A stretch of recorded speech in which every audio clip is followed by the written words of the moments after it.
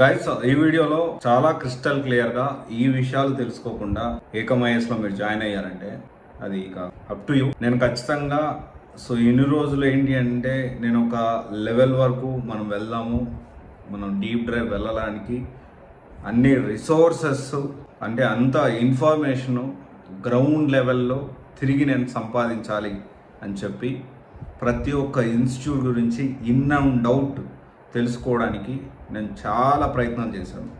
ఈ ప్రయత్నాల్లో భాగంగా టాప్ ఇన్స్టిట్యూట్ గురించి నేను మీకు చెప్పాను. అండ్ ఇంకొక ఇన్స్టిట్యూట్ చాలా తక్కువ మంది ఉంటారు, మేబీ లేకపోతే చాలా తక్కువ మంది పీపుల్ ఉంటారు. బ్లడ్ అండ్ సోల్ పెట్టి పనిచేసే ఒక ఇన్స్టిట్యూట్ గురించి కూడా నేను ఖచ్చితంగా స్టూడెంట్స్తో మాట్లాడాను, ఫైండ్ అవుట్ చేశాను. అది కూడా మీకు అప్డేట్ చేస్తాను. అండ్ సర్వీసెస్ విషయం చూసుకుంటే డెఫినెట్లీ టాప్ 7 ఇన్స్టిట్యూట్స్లో ఎలాంటి మార్పు లేదు ఫర్ 2024. ఇక కమింగ్ డేస్లో ఇన్ఫర్మేషన్ అనేది ఇంకా నాకు ఇన్స్టిట్యూట్లో ఏం జరుగుతుంది, ఎలా ముందుకెళ్తుంది అనే ఇన్ఫర్మేషన్ చాలా వరకు మెల్లమెల్లగా తెలుస్తూ ఉంది. నేను ఇన్స్టిట్యూట్స్తో స్టూడెంట్స్తో మాట్లాడడం జరిగింది. నేను రీసెంట్ డేస్లో కూడా 2-3 టైమ్స్ అశోక్ నగర్లో విజిట్ చేశాను. డిఫరెంట్ ఇన్స్టిట్యూషన్స్లో నేను తిరగడం, అక్కడ స్టూడెంట్స్తో మాట్లాడడం మనకు కూడా జరిగింది.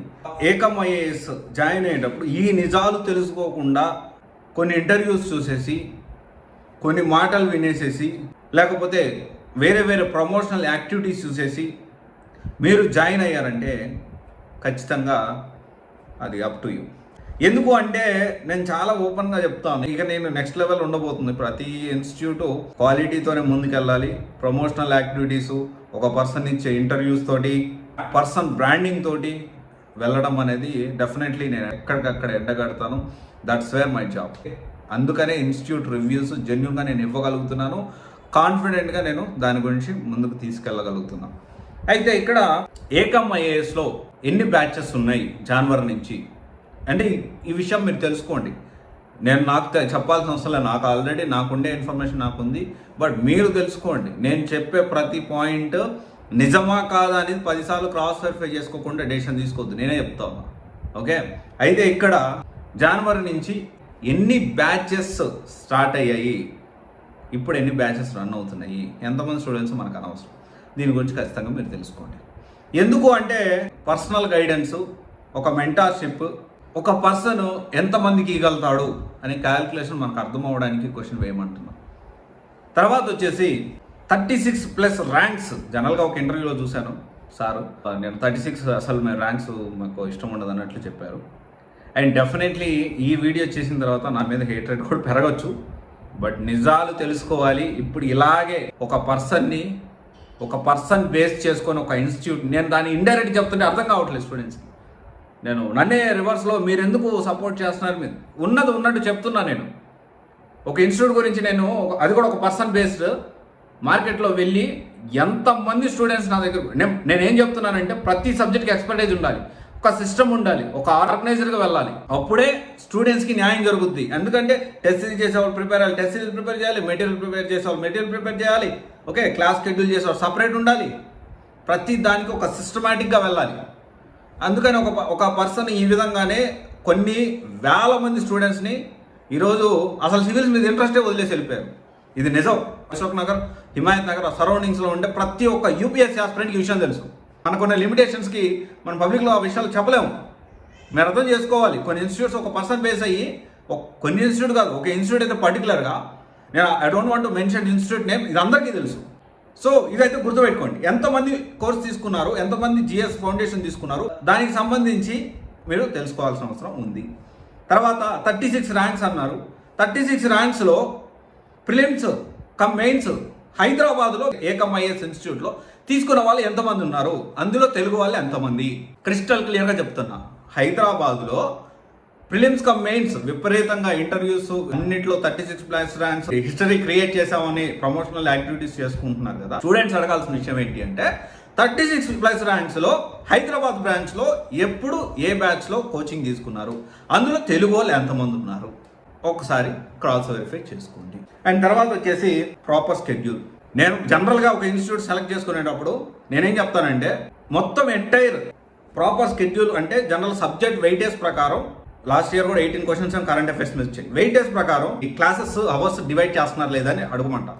నేను ఇప్పుడు ఏం చెప్తున్నానంటే ప్రాపర్ షెడ్యూల్ మొత్తం అక్కడ ఫ్యాకల్టీ అవైలబిలిటీని బట్టి క్లాసెస్ జరుగుతున్నాయా, ఒక రెగ్యులర్గా సిస్టమేటిక్గా ఈ టైంలో క్లాసెస్ జరగాలని జరుగుతున్నాయా, ప్రాపర్ స్కెడ్యూల్ ఉందా, అట్లీస్ట్ ఒక 1 మంత్కి సరే పోనీ 10 రోజుల కన్నా స్కెడ్యూల్ అనేది ఇవ్వగలుగుతున్నారా, తెలుసుకోండి ఈ విషయాలన్నీ. తెలుసుకోకుండా ఏదో కొన్ని మోటివేషనల్ మాటలు చెప్పేసేసి మోటివేషన్తో యూపీఎస్సీ సక్సెస్ సాధించారంటే చెప్పండి, పెద్ద మోటివేషనల్ స్పీకర్ తీసుకొచ్చి మేము ముందు కూర్చోబెడతాం. నేను ఐఎమ్ నాట్ సెయింగ్ నాకు అన్నీ తెలుసు, యూపీఎస్సీలో నేను ఒక 6 సార్లు ఇంటర్వ్యూస్ ఇచ్చాను, 6 సార్లు నేను ఇది చేశాను అని చెప్పట్లేదు. జనరల్ ఆడియన్స్గా నాకున్న అనుభవం ప్రకారం డిఫరెంట్ ఇన్స్టిట్యూట్స్తో పనిచేసా, ఐఏఎస్ ఐపీఎస్తో పనిచేసా, చాలా డీప్ లెవెల్లో ఈ సబ్జెక్ట్ ఇంటర్వ్యూ క్యాండిడేట్స్తో మాట్లాడాను, చాలా మందితో మాట్లాడిన అనుభవంతో ఒక ఇన్స్టిట్యూట్లో జాయిన్ అవ్వాలా వద్దనేది జనరల్గా నా ఒపీనియన్ నేను ఒక బ్రదర్ లాగా షేర్ చేస్తున్నాను. ఈ ప్రాపర్ స్కెడ్యూల్ అనేది 10 రోజులు కానీ ఇస్తున్నారా లేదా, ఎందుకు క్రాస్ వెరిఫై చేసుకోరు? ఇన్స్టిట్యూట్ నడిపే వాళ్ళకి, డైరెక్టర్స్కి ఖచ్చితంగా కొంత బ్యాక్గ్రౌండ్ అనేది ఉంది. బ్యాక్గ్రౌండ్ అంటే నేను మాట్లాడేది వాళ్ళ ఫినాన్షియల్ బ్యాక్గ్రౌండ్ గురించి I'm not talking about that. I'm talking about వాళ్ళు ప్రీవియస్గా ఎక్కడ ఏం చేశారు, యూపీఎస్సీ రిలేటెడ్ బ్యాక్గ్రౌండ్ ఉండాలి. Example Shashank sir 2 times interviews వెళ్ళారు, ఒక స్టూడెంట్ ఫస్ట్ అటెంప్ట్లో క్రాక్ చేశారు, ఆ స్టూడెంట్ కూడా పర్సనల్ గైడెన్స్ అనేది ఇచ్చి క్రాక్ చేయించారు. సరే అది నేను ఇంటర్వ్యూ కూడా మీకు అప్డేట్ చేస్తాను. తర్వాత డాక్టర్ రాంబాబు సార్, గుర్తుపెట్టుకోండి, I repeat, doctor Rambabu sir. ఇక్కడ ఇంకా ఇన్స్టిట్యూట్ చాలా మంది, లేకపోతే బాలత మేడం ఇంటర్వ్యూ క్రాక్ చేసింది, సర్వీస్ ఆఫీసర్గా ఉంది. ఆ వీడియోలో డీప్ డ్రైవ్గా ఇన్స్టిట్యూట్ గురించి నేను ఎన్ని రోజులు కొన్ని లిమిటేషన్స్తో మాట్లాడి ఈ లిమిటేషన్స్ వదిలేయాలి, ఎందుకంటే నేను చెప్పే చాలా మందికి డిప్లొమాటిక్గా మాట్లాడితే అర్థం కావట్లేదు.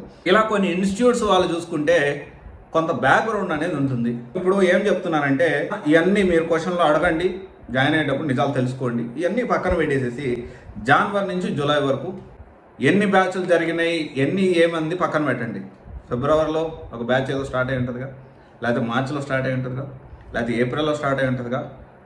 ఇప్పటి వరకు ఎంత సిలబస్ కవర్ అయింది, ఎన్ని టెస్టులు రాశారు, ఎన్ని ఆన్సర్ రైటింగ్ రాశారు, వాటికి ఎవాల్యుయేషన్ ఎన్ని జరిగినాయి, ఫీడ్బ్యాక్ క్లాసెస్ ఎన్ని జరిగినాయి, ఎంతమంది ఎక్స్పర్టైజ్ ఫ్యాకల్టీ డిఫరెంట్ సబ్జెక్ట్ని స్కెడ్యూల్ ప్రకారం సబ్జెక్ట్ వైజ్ ఎన్ని క్లాసులు జరిగాయి, ఇవన్నీ మీరు తెలుసుకోండి.